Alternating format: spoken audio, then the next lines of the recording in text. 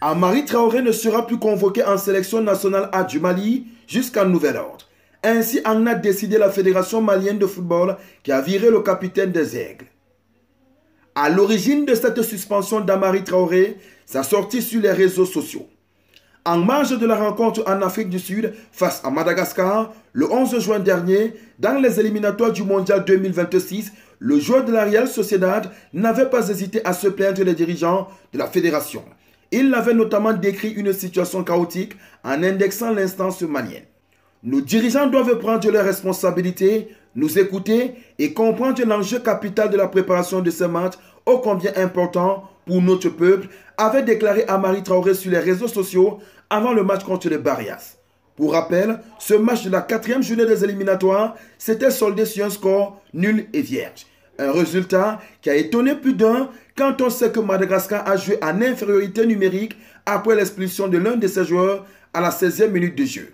Mais les Aigles du Mali n'ont pas pu exploiter cette faille.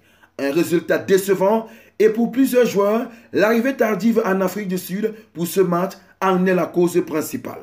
Après sa déclaration, Amari Traoré a fait partie quelques jours plus tard des joueurs qui ont menacé de boycotter le prochain rassemblement des Aigles du Mali en l'absence de changement. Cette sortie n'a pas du tout plu à la Fédération malienne de football qui a d'abord publié un communiqué reprochant à Amari Traoré ses sorties sur les réseaux sociaux avant de convoquer ce dernier pour des explications.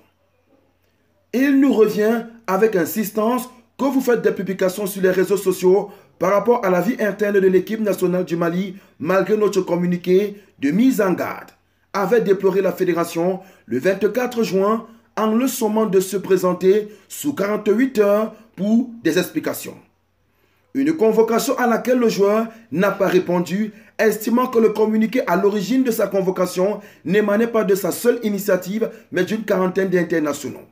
En conséquence, la Fédération malienne de football a décidé de suspendre le latéral de 32 ans jusqu'à sa comparution, comme l'a informé la cellule de communication de l'instance. On n'oublie pas la devise, likez, commentez, partagez et abonnez-vous pour les nouveaux. On Sport TV, la chaîne référence de l'actualité sportive africaine.